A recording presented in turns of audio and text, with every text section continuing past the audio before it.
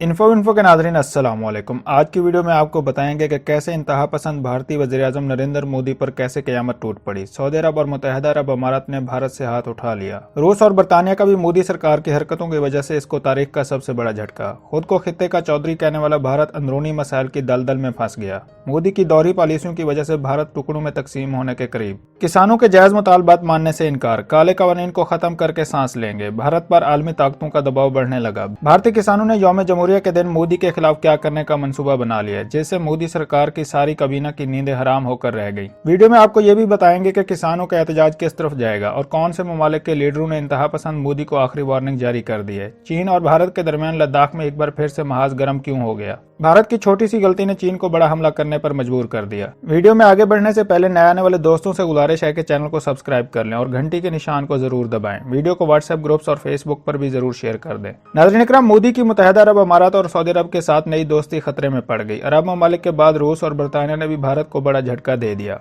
Bharat Asia की ही नहीं बल्कि दुनिया की दूसरी बड़ी आबादी रखने वाला मुल्क है। कभी मोदी सरकार की जानब से पैदा करदा अक़लियतों के खिलाफ बनाए गए मंसूबे आलमी मीडिया की जीनत बनते हैं, तो कभी कश्मीर की सूरत हाल और अब एक माह से जारी किसानों का एहतजाज और लॉन्ग मार्च भी आलमी मीडिया की नजरों में अहमियत अख्तियार कर गया। मोदी सरकार हर तरफ से नाकाम होती नजर आ रही है। खारजा पॉलिसी के मैदान में नाकामी और दाखिला पॉलिसी में भी मोदी सरकार बुरी तरह से पिट गई। पाकिस्तान और चीन अपनी बेहतर पॉलिसियों और हिकमत अमली की वजह से हमेशा से भारत को इसकी घिनौनी पॉलिसियों में नाकाम किया और अब आलमी मीडिया मोदी की नाकामियों की लंबी फहरिस्त को लेकर इंतहा पसंद मोदी के मकरूज चेहरे को पूरी दुनिया के सामने बेनकाब कर रहा है। मोदी सरकार की इस वक्त सबसे बड़ी परेशानी किसानों का एहतजाज बनी हुई है, जिसने मोदी के नाक में दम करके रखा हुआ है। भारत के ऐवानों में दोबारा से मोदी सरकार के आने के पीछे भी उन्हीं सरमायादाराना काले गोरों का हाथ है, जो आज भारत की दौलत का बेशतर हिस्सा न सिर्फ अपने कंट्रोल में रखते हैं, बल्कि जब भी चाहते हैं इस चीज को बढ़ावा देने के लिए इंतहा पसंद तंजीम RSS को इस्तेमाल करना भी बाखूबी जानते हैं। और इस हवाले से बहुत सी ऐसी चीजें भारत में देखने में मिली है जिसमें RSS के गुंडों को अपने मकासद की तकमील के लिए बार बार इस्तेमाल किया गया। यही वजह कि अब महात्मा गांधी का सेकुलर नजरिए का हामी भारत बदतरीन मजहबी शिद्दत पसंदी का शिकार है। नाज़रीन इकराम, 3 माह पहले मोदी सरकार की जानब से इन सरमायादारों ने किसानों के खिलाफ 3 बिल पास करवाए, जिसके बाद किसानों ने इन तीनों बिलों के खिलाफ अपना एहतजाज रिकॉर्ड करवाते हुए मोदी सरकार को इन बिलों को फौरी तौर पर वापस लेने को कहा। मगर मोदी ने इनको हीले बहानों से टालने की कोशिश की। शहर शहर किसानों ने एहतजाज करना शुरू कर दिया। इसके अलावा बड़े एहतजाज की भी धमकी दी गई, मगर मोदी सरकार अपने हठधर्मी पर रही। भारत की सरकार को 26 नवंबर तक का वक्त दिया गया, लेकिन कारपोरेट सेक्टर को कंट्रोल करने वाले अडवाणी और अंबानी जैसे सरमायादारों ने मोदी को डटे रहने का इशारा दिया। 26 नवंबर से ही पंजाब के किसानों ने ट्रैक्टर ट्रालियों से दिल्ली की जानिब मार्च करना शुरू कर दिया। 27 नवंबर को ही दिल्ली के करीब सिंघू बॉर्डर पर लाखों की तादाद में किसान जमा हो गए। पंजाब के सिख किसानों की देखा देखी में हरियाणा के किसानों ने भी अपने हकूक की जंग लड़ने के लिए दिल्ली की जानिब पेशकदमी करने लगे। कारपोरेट सेक्टर ये माइंडसेट देखना चाहता था कि ये सिर्फ 2-4 दिन की बात है, आखिरकार किसान थक हार कर अपने घरों को वापस लौट जाएंगे। यही वजह है कि अभी तक मोदी सरकार के किसानों के साथ मुज़ाकरात के 6 दौर हो चुके हैं, लेकिन इसका नतीजा अभी तक कोई खास नहीं निकला।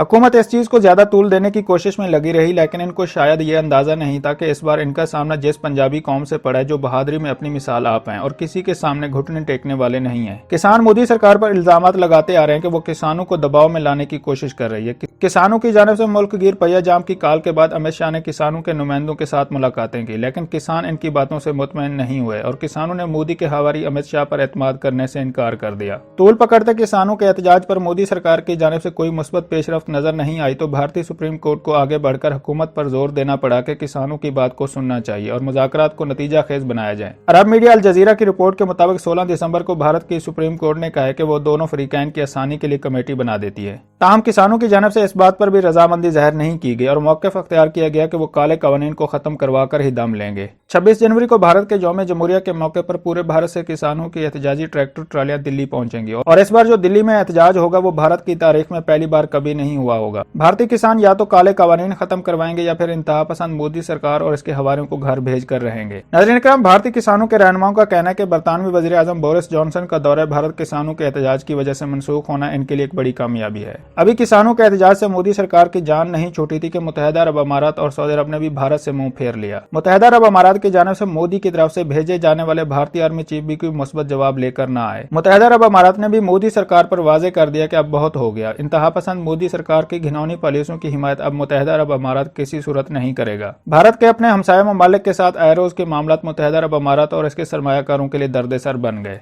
भारतीय सरमायाकार अब किसी सूरत में भी भारत में अपना पैसा लगाने के बारे में नहीं सोच रहे। नाज़रीन इकराम, इसी तरह से भारत के आर्मी चीफ सऊदी अरब के दौरे पर भी गए थे और मोदी के इशारों पर अमल करते हुए भारतीय आर्मी चीफ ने सऊदी अरब की आला क़यादत को राम करने की कोशिश करते रहे, लेकिन कोई खास जवाब सऊदी अरब की क़यादत की जानिब से नहीं दिया गया। मोदी ने भारतीय आर्मी चीफ को सऊदी अरब सिर्फ और सिर्फ इसलिए भेजा था कि वो पाकिस्तान और सऊदी अरब के दरमियान नफरत फैलाने की कोशिश करें। इसलिए एक लालच के तौर पर भारतीय आर्मी चीफ ने रवाना ने सऊदी अरब से हथियारों की डील के हवाले से मुआहदा करने की कोशिश की, लेकिन इसमें भी इनको मुंह की खाना पड़ गई। एक रिपोर्ट के मुताबिक सऊदी अरब ने भारत पर वाजे कर दिया कि अब बस बहुत हो गया है। भारत की नाकाम पॉलिसियों को सपोर्ट करने के चक्कर में सऊदी अरब ने अपने ब्रदर इस्लामी मुल्क पाकिस्तान के साथ अपने ताल्लुकात को खराब किया, लेकिन मोदी सरकार ने जो वादे सऊदी अरब से किए थे इनमें से कोई एक वादा वफा नहीं हुआ। सऊदी अरब ने इन्हीं वादों की वजह से भारत में अरबों डॉलर की सरमायाकारी की, लेकिन भारत में अरोज अकलियतों के खिलाफ बनाई जाने वाली पॉलिसियों ने सऊदी सरमायाकारों को खौफ में मुब्तला कर दिया है। मोदी सरकार की इन्हीं हरकतों की वजह से सरमायाकारों को अपने पैसे डूबने का खतरा भी लाक हो गया है। नाज़रीन इकराम, रूस ने भी भारत से हाथ उठा लिया है। मोदी सरकार की जानब से अमेरिका की तरफ ज्यादा झुकाव होने की वजह से रूस ने भारत पर वाजे कर दिया कि मुश्किल वक्त में रूस की याद मोदी सरकार को सताने लगती है, लेकिन वो अमेरिका के दबाव को भी बर्दाश्त नहीं कर सकते और न ही अमेरिका की रूस के खिलाफ बनाई जाने वाली पॉलिसियों की नफी करते हैं।